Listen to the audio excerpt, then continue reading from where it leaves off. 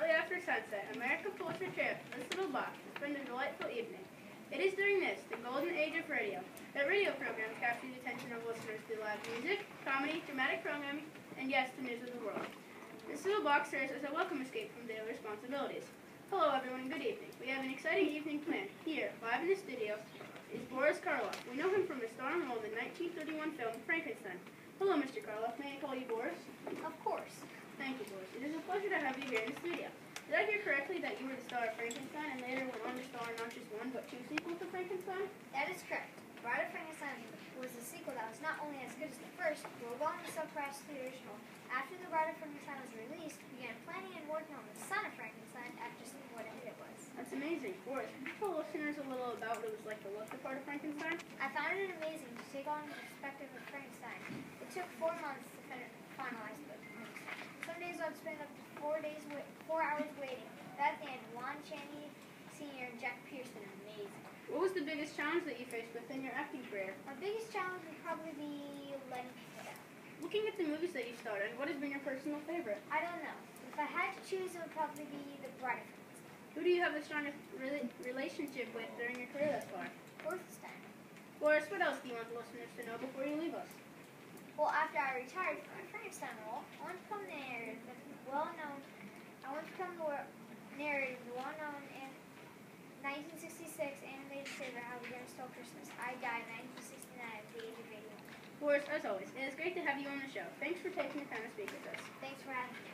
Folks, next up this evening, our own America's Little Darling, Shirley Temple. She got her start at the age of 3. It's easily the most popular tribute star of all time. Shirley, welcome to the show. America is so excited to hear from their little darling. Hi, Mr. Morrow. Shirley, could you tell the listeners a little about yourself? Well, let me think. I got my start in showbiz at the age of 3 when I began acting and dancing. My hobbies are tap dancing, and I was the youngest presenter at the Oscars ever in 1935. I was 6. That really must have been an amazing adventure. What has been your most interesting award to present? Well, in 1935, I got to present the Best Actress Award to Clyde Colbert. I would have to say that one of my favorite awards to present was to Walt Disney in 1937. He had won for Snow White and the 7 Dwarfs. The Oscar was a standard-sized Oscar with 7 little dwarfs on it. Shirley, what could you tell us about your career in showbiz? Well, I was the box office champion for 4 consecutive years, 1935, 36, 37, and 38. Sadly, though my popularity began to decline by 1939, I went on to serve as an ambassador to Kenya and Czechoslovakia. I died recently at the beginning of 2014 when I was 85. Shirley, you will always be America's Little Darling. Thanks for coming, but we need to continue. We have a packed house this evening. Thanks, Mr. Morrow. Can't resist the ice-cold Pepsi.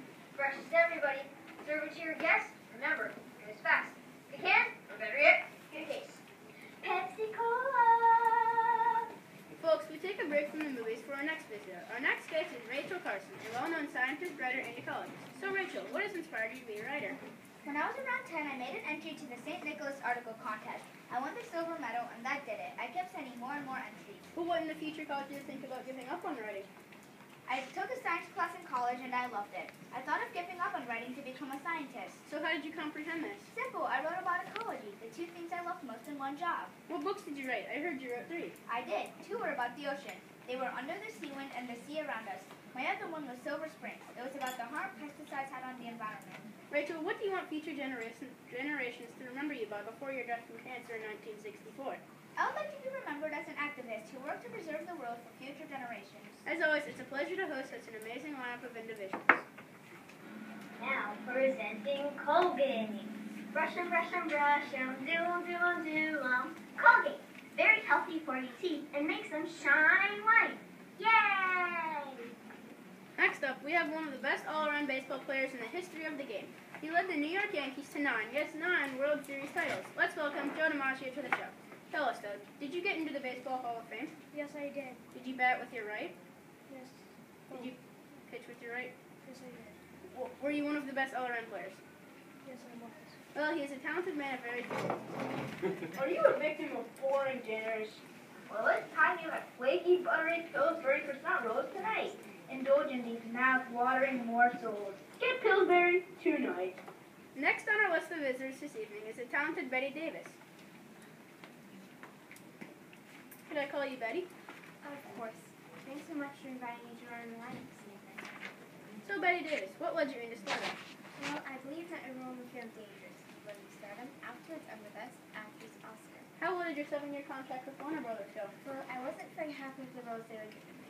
I was offered a job in London, and when I left, Jack Warner sued me. He actually sued me. I countered him but failed, although I was offered better roles and finally taken more seriously. How many films did you star in? I starred in over 100 films, and my first Broadway production was when I was 12. What other films were you in? I was also in The Man Who Played God and Human Bondage.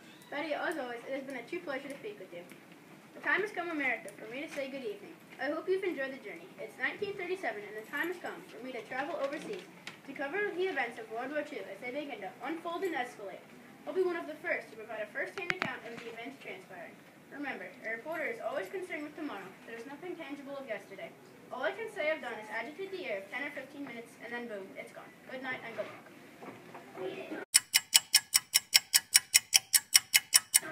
The rich smooth sensation you've been waiting for. You can find them in any store, so don't wait. Go to your local stores now. And don't forget, M&Ms are free for limited time only. Greetings, America. That Edward Murrow. What a show to follow. Let's give a warm welcome to Judy Garland.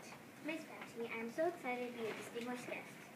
Miss Garland, you've starred in several films, but it's The Wizard of Oz that we know you best from. Do you mind telling the listeners a little about what it was like to take on the persona of Dorothy? Miss Patsy, at this moment I have two distinct memories. The first one is when I was supposed to stop the Caroline line, I got the giggles so badly that we had to take a break in shooting. Oh my, that sounds like a showstopper. What did the others do as you giggled? Well, the director took me aside and lectured me. Then he slapped me. Oh, goodness no. Yes, but please understand, the director felt so badly for his actions and worried he destroyed our friendship, but I had no hard feelings for him. In fact, I gave him a kiss right on the nose. In fact, you can still see me stifling a smile between the lines. Of course not in mine. What a fuss you're making. That's quite a story, Judy. Is there anything else that stands out from when you were filming? I'm a talented singer. I'm always remembered for singing Someone with a Rainbow. The truth is, they almost cut the song from the film. It was later changed and added when I was being held in the witch's castle. Judy, our time is running short this evening. What do you want the listeners to know about you, besides just your role as Dorothy? Honestly, I would tell the listeners to always be a first-rate version of yourself instead of a second-rate version of someone else. As always, it's a pleasure, Judy Garland.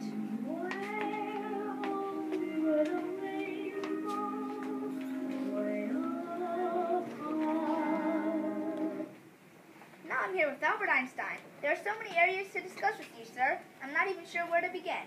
How about if we begin with what brought you to the United States? Well, I first came to the United States to deliver a letter to FDR warning her about the possible atomic bomb.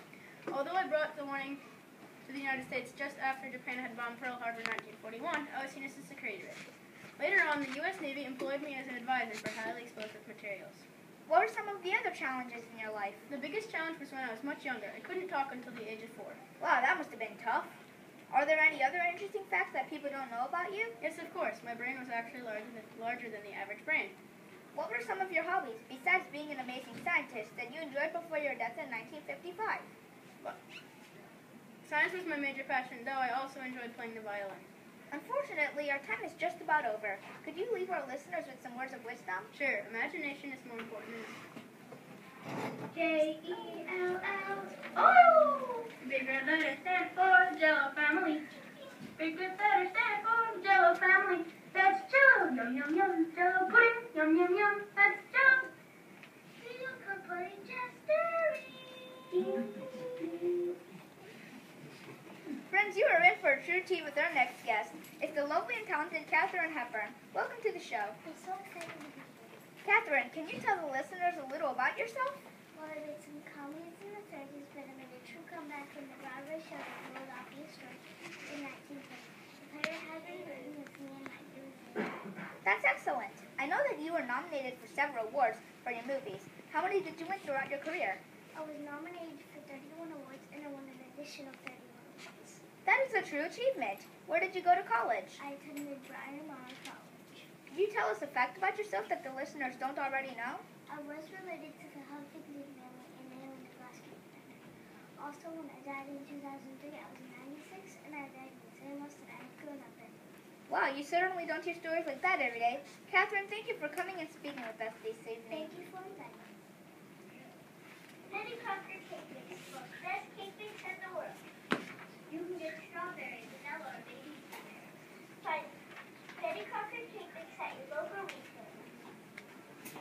We are happy to welcome President Roosevelt to the show. President Roosevelt, I understand how busy you have been. Your presidency has definitely been one that will go down in history. That's correct. I was the 32nd President of the United States. But my presidency was unusual because I've been the only president to serve more than 2 terms. I actually died during my 4th term. Looking back at all your years in office, what were some of your major accomplishments? I'd have to begin with the fact that when I became president, the United States was in the middle of the Great Depression. It was with my agenda, the New Deal, the United States rose above the Great Depression. I was also president when Japan bombed Pearl Harbor. This was the turning point to have the United States enter World War II. We eventually had to fight on 2 fronts, the Pacific Front and the European Front. I died just a month before the end of World War II, while I was still president. I actually died while posing for a portrait. Apart from your accomplishments as president, what are some lesser-known facts about you? I am actually related to several previous presidents: George Washington, John Adams, John Quincy Adams, Theodore Roosevelt, Ulysses S. Grant, Zachary Taylor, and several others. Unfortunately, the work of a president is never over. I must leave you now, but I leave you in the capable hands of the First Lady, Eleanor Roosevelt. President Roosevelt, thank you for taking the time to speak with us. Welcome, First Lady. You have been instrumental in changing America's view of the role of the First Lady. That's right. What the president didn't mention is that he suffered from polio in the 1920s and lost his ability to walk. He hid this from the American people, and as he became president, I began to change the role of First Lady. In what ways did you redefine your role while as First Lady? I began to speak out in press conferences on human rights, children's causes, and women's issues. I became focused on helping the poor and took a stand against racial discrimination. Before you became First Lady, what did you do in your childhood years? Well, I did what every ordinary child did. Sadly, my parents died when I was 12 and I was rather shy. And what did you do before you became First Lady? I was a teacher for a while, then I resigned. You were definitely a revolutionary First Lady. You dedicated many of your 78 years to fighting for political and social change by the time of your death in 1962. Do you have any advice for our listeners? My advice is that you have to accept whatever comes, and the only important thing is that you meet it with courage and the best you have to give it. Thank you for sharing your time with us. Hey, brownie lovers! Do your brownies not have enough chocolate? Well, get Hershey brownie. It's your favorite chocolate you love, all in one. Get them anywhere. Pretty much anywhere. They're so delicious. We move now to the lovely actress Marlene Dietrich. Marlene, is it true that you came to the United States as a German citizen? Yes, that's true. I was actually asked to return to Germany by associates of Adolf Hitler in the late 1930s. I refused. As a result, my films are banned in Germany. Wow, let's discuss you and your interests. What about your family? Do you have any children? Yes, actually, Maria. I'm also married to Rudolf Seibier, but we separated, yet didn't divorce. Interesting. How about your early life or childhood? I was born December 27th, 1901 in Berlin, Germany. My father died while I was young. I studied English and French and also took violin lessons. I became a U.S. citizen in 1939 and actually traveled to entertain troops at war. I also recorded anti-Nazi messages in German to broadcast. Sounds like a very full life. Our time here is almost done. Is there anything else you would like the listeners to know? Well, after my film career slowed down, I began a thriving singing career in the 1950s. I died in Paris, France, 1992. Thanks for taking the time to come speak with us. My dog's better than your dog. My dog's better than yours. My dog's better than Steve. That's Kennelration. My dog's better than yours. Buy Kennelration dog food now. Let us now look at another inspirational female figure. It was during World War II that women began to take on responsibilities outside of being a stay-at-home mother and homemaker. With the men fighting on 2 fronts, women had to assume their roles back home in America. Apart from an increase in women in the workforce, they still found time for sports. Let's welcome Clara Schillace of the All-American Girls Professional Baseball League. Hello, that's right. Many of the men want war, so the girls began to play instead. I played for the Racing Bells as a center field player. You were a center fielder, so which hand did you pitch and hit with? My throwing hand was my left and my batting hand was my right, but I was always better at pitching. What was your uniform like for your game? I always wore dresses and makeup. How many seasons did the All-American Girls Professional Baseball League play? 12. Is it true that later through the years a movie was actually created about the All-American Girls Professional Baseball League? That's correct. It was a league of their own. In fact, I even started in the movie, so did Madonna. It took a while to shoot the movie because we spent so much time teaching Madonna how to pitch and hit. But in the end, we were so proud of Madonna for how she pitched and hit. But I didn't get to be proud for long after my death from natural causes in January 11th, 1999. Clara, I appreciate you coming out to speak with me. However, our time is up for the evening. I hear that Edward Murrow is on his way back to the United States now that World War II is coming to an end on both fronts. As we wait his arrival, we have a live broadcast from Anne Frank. Miracle, we have a touching story to bring to you now. Currently coming to us via radio broadcast is Aunt Frank. Anne, could you tell us where you are while you are speaking with us? Well, I'm hiding in an empty space in my dad's company building with my family and my business partner with my dad. We have it to be incredibly fun to make sure that no one knows we are here. Where are you hiding from? We are hiding from the Nazis. What do you do all day if you have to be silent? Do you ever get to go outside? No, we have to stay in this empty space all day and night. We call it the secret annex. A few of Father's employees bring us food and water. I spend most of my time writing in my diary. How long do you live in the secret annex? Well, we spend 2 years here, never going outside or leaving our small space. But on August 4th, 1944, the German police and Dutch Nazis will find us. We will be sent to a concentration camp, and I will be separated from my father. And it will be the last time that I see him. He will be the only one to survive, but I will live on through the thoughts within my diary. My dad will later publish my diary to share our journey. I'm sorry, but I must go now.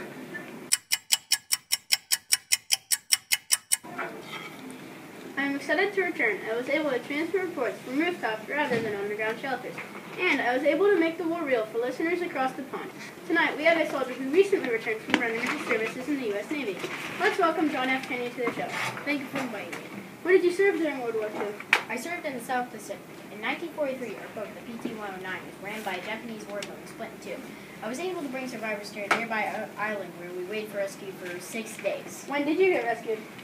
Rescued August 8, 1943. I badly injured my back. Did you earn any medals from I this? received the Purple Heart for extreme heroic conduct. Now that you've been discharged from the U.S. Navy, what is next on your career path? I plan to go into politics. Actually, I'll become the second youngest president after I become the third fifth.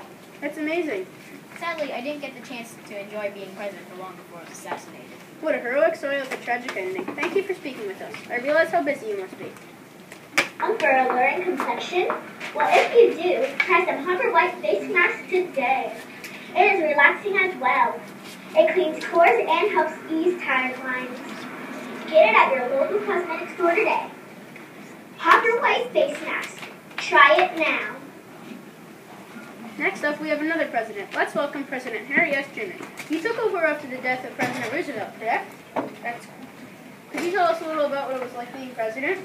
It was a very difficult career. I was rushed into office as soon as President Roosevelt passed away.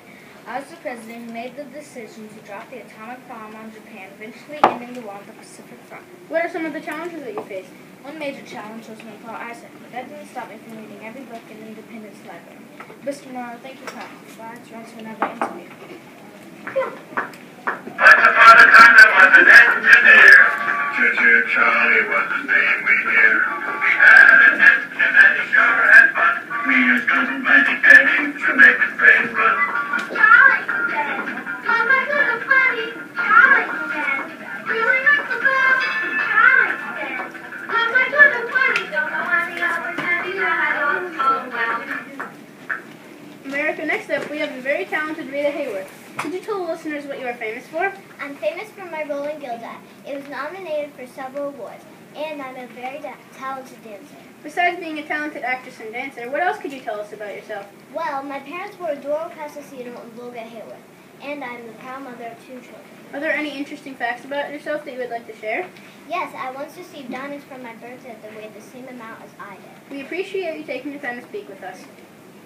We're moving. It's during the Great Depression. It's free. More, mommy, more coming. Jimbo soup. It's amazing.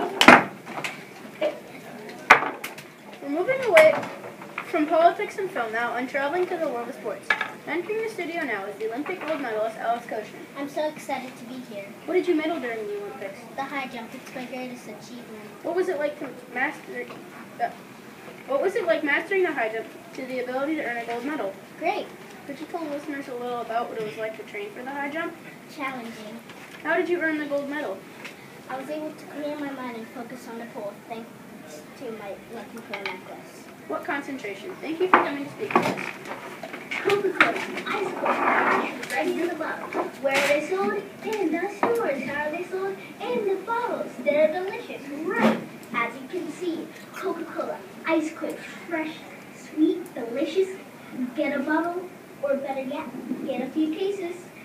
But get it while you can, because people are always wanting the sweet deliciousness of ice cold Coca-Cola. So. Sticking with our sports figures, next up we have the very talented tennis player Althea Gibson. It's nice to be talking to you. Now Althea, what about you should everyone know? I was the first African American to compete and win Wimbledon. I was also part of the cast for the movie The Horse Soldiers and was also author of the book I Always Wanted to Be Somebody. What are your hobbies? Of course I do spend my time playing tennis, but I also sing jazz, play the saxophone, and play golf. I know some things about you, but what about your family? I have 5 siblings. My dad was Daniel and my mom was Anna Gibson. What education did you get? I went to Florida A&M University. Thank you for your time, Althea. My dog's better than your dog. My dog's better than yours.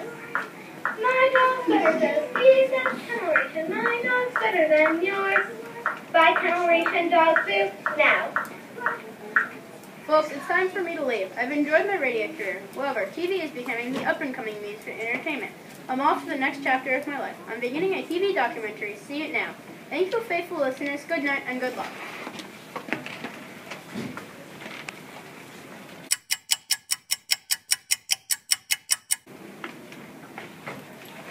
Hello, America. CBS anchor Walter Cronkite here, broadcasting for President Eisenhower.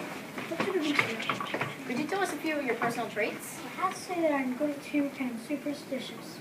We're running short on time, but could you tell us a little bit about your presidency? I was able to pick up on Roosevelt's New Deal and reduce global tensions. President Eisenhower, we appreciate your time. Thank you for watching the last broadcast of the evening on the new technological invention for news, entertainment, and life. Wake up with us tomorrow at 6 a.m., and that's the way it is.